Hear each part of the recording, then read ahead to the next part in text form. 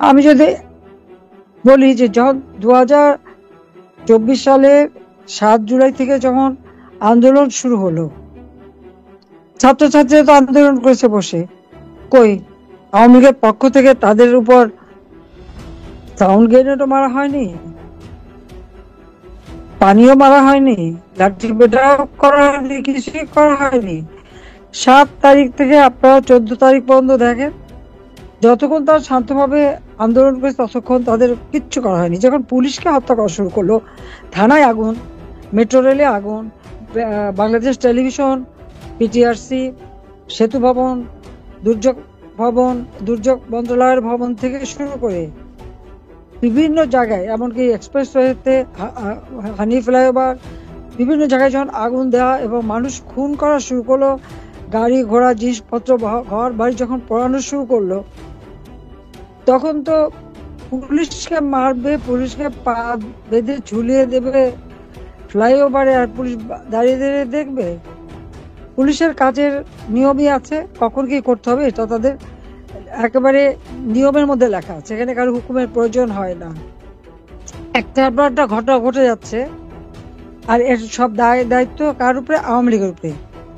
মানুষ খুন করলো পিটিয়ে পিটিয়ে, থানায় আগুন দিয়ে পোড়ালো, যারা করলো অপরাধ, অপরাধীদের বিরুদ্ধে কোনো মামলা মোকদ্দমা নাই, সব মামলা আওয়ামী লীগের বিরুদ্ধে।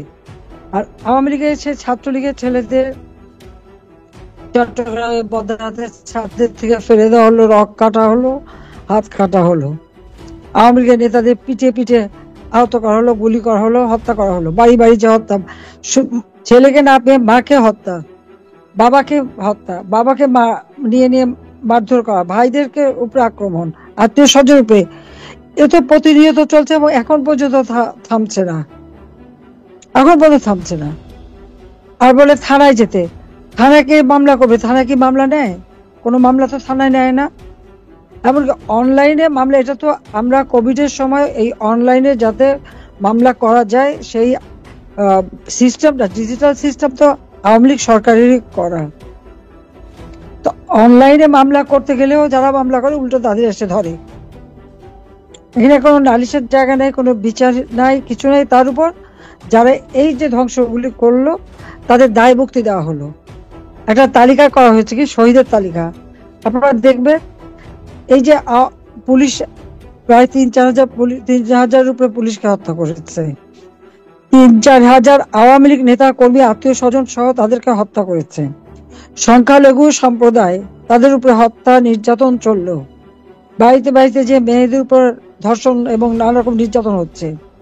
হিন্দু বৌদ্ধ খ্রিস্টান কেউ তো রেহাই পায়নি, মসজিদ মন্দির সবই ভাঙা হচ্ছে, এমনকি দরগা শরীফ, পীর ওলামা মাশায়েখ তাদেরকেও ছাড়ছে না, তাদের উপরেও আক্রমণ, একটারও বিচার হয় না, তাদেরকে দায় মুক্তি দেওয়া হয়েছে।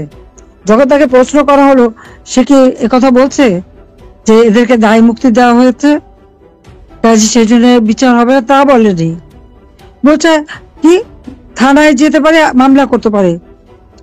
15 জুলাই থেকে তো দায় মুক্তি দেওয়া, 5ই আগস্ট বঙ্গবন্ধু ভবন ভাঙলো, চোখের সামনে দেখলো, কই সে থামানোর তো চেষ্টা তো করেই নেই।